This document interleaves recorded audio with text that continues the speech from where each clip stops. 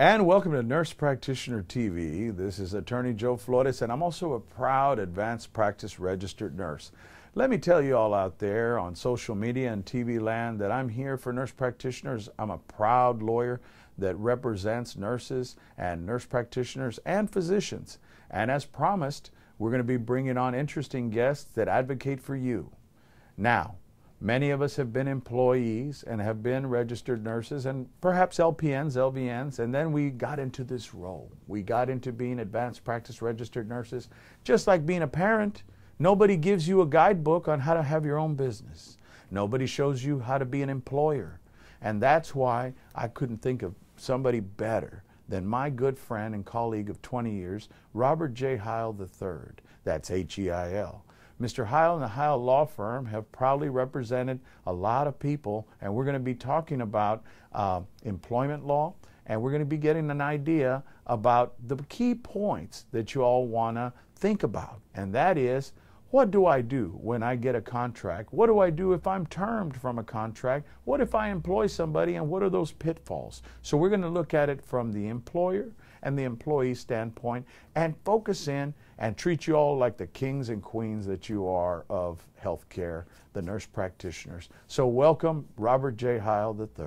And welcome, Robert. Thank you, my good colleague. How are you? Doing well. Thank you for having me, Joe. Looking forward to it. Well, we've had some good battles and we've had some not so good battles, but we've been in there together in the courtrooms and in federal court. I've started to look at employment law cases because nurse practitioners and registered nurses and everybody have asked for them. With your expertise, tell us a little bit about the healthcare aspect of representing people in employment law and the pitfalls that people can anticipate. And let me back up that question. I think it's a little compound. When I ask on behalf of nurse practitioners, Robert, I am going to be signing with a cardiology group, or I'm going to be looking at a contract and I'm going to be working for a geriatric group. What things to look at? You know, competition, anti-competition clauses, geographical restrictions, things like that in a contract. What are the pitfalls that you see, the main ones? Well, I can tell you it depends on your perspective. From the view of the employers, you're probably going to have a different viewpoint than the nurse practitioners. So as a nurse practitioner, you're going to want to make sure that you protect yourself, that you can cover yourself in the area of employment law, with particularly dealing with contracts. The employer may present to you something that corporate in Chicago or wherever the healthcare group may have been, something that's already been deliberately thought out to protect the company or the group, the healthcare group that you're working for. So some things I would recommend for nurses to protect their interest is to take a look at whether there's non-competition agreements in there, whether they've limited those to geographic proximities, length and time. Sometimes they put a term limit of 2 years, 5 years on there. You want to make sure that in the event your employment doesn't work out with that entity, that you have options to go and work other places. So that would be one thing you look at. You can also look at other factors in terms of discrimination, protections for EEOC, these types of things.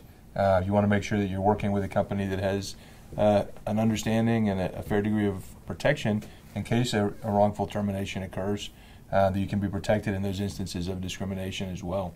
And then it's advisable to consult an attorney to review the document, take a look at all the provisions so you can analyze point by point what's in there to make sure that your rights as a nurse practitioner are protected. Well, and you bring out some good points, especially what is EEOC for the people out there, because say a white female or white male out there says, well, it doesn't apply to me, Robert. Why should I even hear about Equal Employment Opportunity Commission? Right. What EEOC is the Equal Employment Opportunity Commission, and that is a federal entity that protects against discrimination and wrongful practices in the workplace. So essentially you've got a federal governmental entity that has offices in each city or each locality, and they're set up to prevent against racial discrimination, gender discrimination, discrimination for individuals who are over 40 years old under the age discrimination, and if you have a disability. Another thing that's very relevant to the healthcare industry is sometimes retaliation. You've got a substandard nursing policies, or there's unsafe practices. If a nurse practitioner reports a violation of the law, they can be protected either by the whistleblower or retaliation statutes all through the EEOC. So in a nutshell, you're dealing with an entity that prevents and protects against discrimination on those grounds that I mentioned, and against retaliation. So it's an umbrella of protection that may exist in employment and labor issues where you may be fired because of an illegal reason under these protected classes.